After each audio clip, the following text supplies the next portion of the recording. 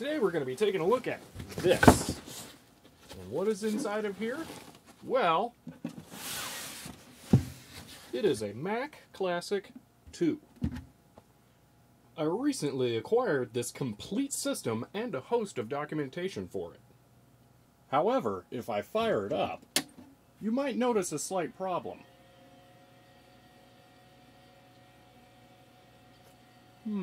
Something doesn't look right.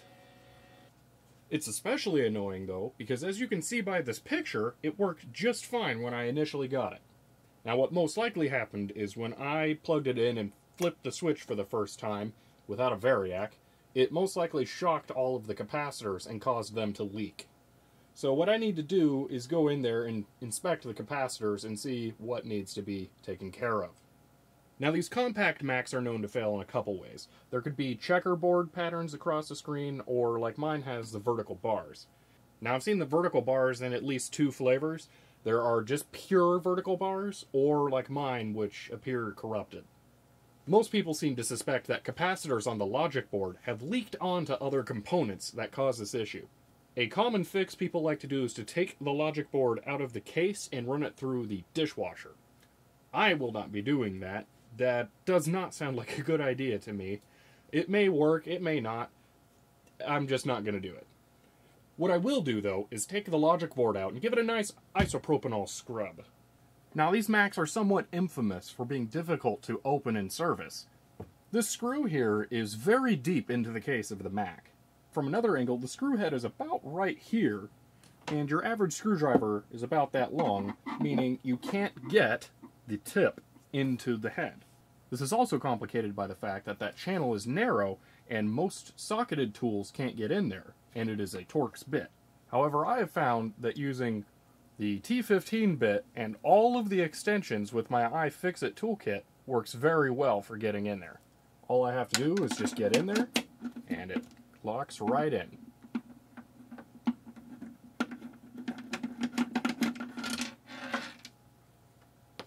Easy. Now the two on the bottom.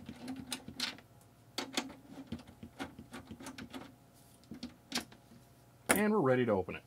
From here, the case can be a little tricky to open because it doesn't want to release on the front, only the back. But if you just wedge something soft in there, you can usually get it to release without too much trouble. See? And there's all the fun stuff. Now, before you go poking around in there, it's not a bad idea to attach a grounding strap to a screwdriver and go ahead and tap the anode in there to make sure it's discharged and you don't get an unpleasant surprise. The logic board isn't held in with any screws. You just need to disconnect the hard drive SCSI cable, the floppy drive cable, and the power cable. And it pulls right out. And that is the logic board. Now the first thing you're going to want to do is reseat the memory and these chips. Now I've already been in here and I have reseated these, so I know that's not the issue. What I need to do this time is take a look at all these capacitors. So what I'm doing here is I'm going to look for areas around the capacitors that have irregular coloration. So I'm looking to see if any of the electrolytic fluid has leaked out of them and onto the circuit board. I'm not really seeing anything that's too suspicious here, so I'm going to have to look a little closer. Alright, having a look around here, these seem like they might be a little strangely colored in this area, but I'm not too sure that that's actually a problem. So we're going to keep looking. There's not too many options for capacitors around here, so it's got to be one of them. This right here seems a little bit, yeah, there's something there. I can move it around, but what it seems to be that people have a problem with is when stuff gets on the legs of the surrounding logic chips and the electrolytic fluid can cause problems. So if I scratch around here, am I going to get anything? There might be something there. You know what? Yeah, I'm thinking this one let go. So that seems pretty unusual, especially comparing this one to that one, although this one's a totally different capacitor, and these two that are similar, they look pretty good. So it's kind of hard to tell, but I'm thinking this one might be our culprit and has leaked onto this chip. Now, what do we have here? So this chip and this chip are just RS-232 line drivers, which makes sense because we have the modem and printer ports right here, and those are most likely just serial. So I don't think that what that would have leaked out would have been a problem. These are probably just more buffer chips for this. Yeah, we can see them going basically right to that. So I don't think that's a problem. That one most likely would be an issue if it had some stuff on it. Oh yeah, we can. Yeah, there's something on there. That could be flux, but I think we may have just found our problem here. I've got a toothbrush here that I'm dipping in some 91% isopropanol. And I'm just going to use that to clean this area up here. The isopropanol should be pretty good at dissolving any, well, it could be flux. It could just be flux on that chip. Not really too sure. But it should be able to remove the electrolytic fluid if that is what that was. I'm just going to go ahead and clean the RS-232 drivers as well. Might as well do the whole surrounding area, really. Alright, I'm going to go ahead and let that dry off, and then we'll try firing it up. I took another look at the PCB before I stuck it back in the computer, and noticed that it wasn't all quite gone. So I'm going back at it again with the toothbrush and isopropanol and scrubbing a bit more vigorously. I want to use this transistor in the middle of the frame as a before shot, and I want to take a look at it after I clean it. You can see all around there are some little dots, and I think that capacitor nearby it leaked out all over. I can see that the solder on the transistor is also a little yellow tinted, and I'm again thinking that that's not necessarily flux. And here's the after. Now, that looks like a significant difference to me. There's no more little specks around the transistor, and the legs look a lot more silver. I'm thinking every capacitor on the board has gone bad. If I get the light and focus just right in this area, you can see something on the board right here, something right here, and there's definitely something in this area. So most likely every single one of these things has failed. As an aside, I've got to give Apple a hand for putting these through-hole push buttons on their side with these supports to have right-angle buttons. That's pretty clever. Yeah, those aren't meant to be used like that. Alright, this thing's been pretty thoroughly scrubbed now, so I want to give it a shot. If this doesn't work, I won't be surprised. I'm definitely going to have to recap this sucker. Alright, let's go ahead and drop this back in. And when you're doing this, there are channels on the sides, and you just need to make sure you're aligned with those, and you'll be fine. Connect your power. And your floppy. And finally, the SCSI.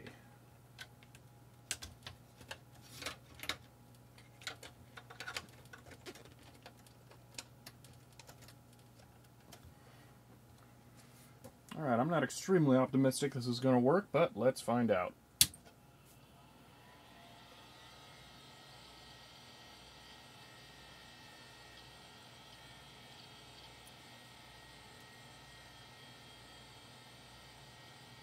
Well, that's different.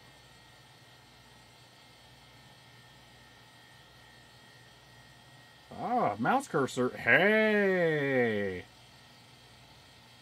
I'm pretty surprised that worked out so well. Yeah, I realized before I put this back together, it wouldn't be a bad idea to fix the screen here. Excellent. Alright, so the good news is this is once again a functioning Mac Classic II. The bad news is that, well, it's still a Mac. I mean, what do you do with this thing now? You know, we can open Word, I think. How do you do that? HD. Word.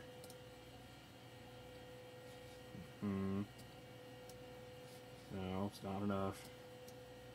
Still not enough. There we go. Alright, let's watch this mad power.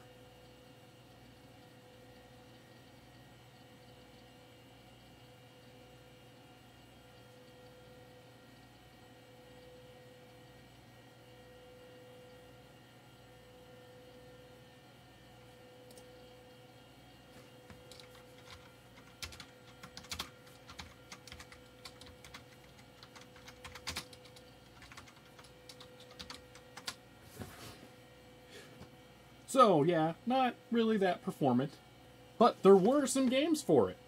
So, let's go ahead and try Monopoly. Alright, here we go. Game. New. Obviously, I am actively cuckoo.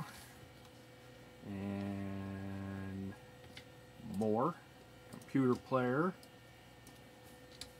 Jump. There we go. Done. Time to play. Rolls. Lucky 7. Ooh, chance. Oh, I'm good with that chance.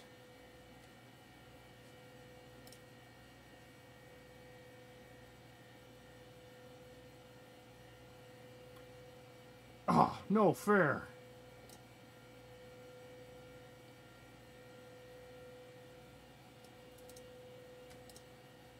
My turn. Double 2s. Oh, no, I'm going to auction that sucker. What do I got to do? Got to play 1 to bid. Alright, press begin to start the auction. Alright, here we go. Let's see here. How does this work? Going once, going twice. Boom! Oh, I can't snipe him like eBay. That's no fair. We'll see how high he'll go.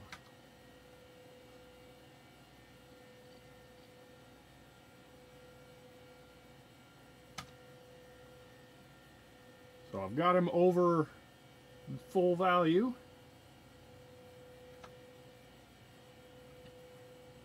He's willing to go pretty high for this thing. Still going? I think I found his limit.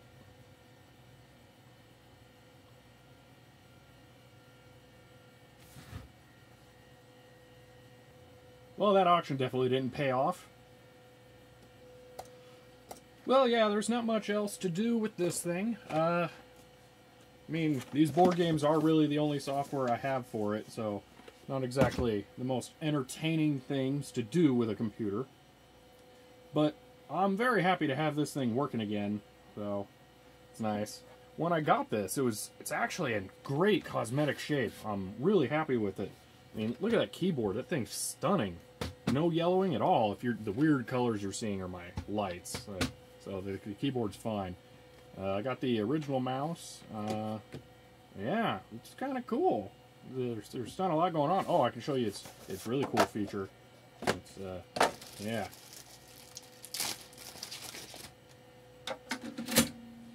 Ejecting a disc.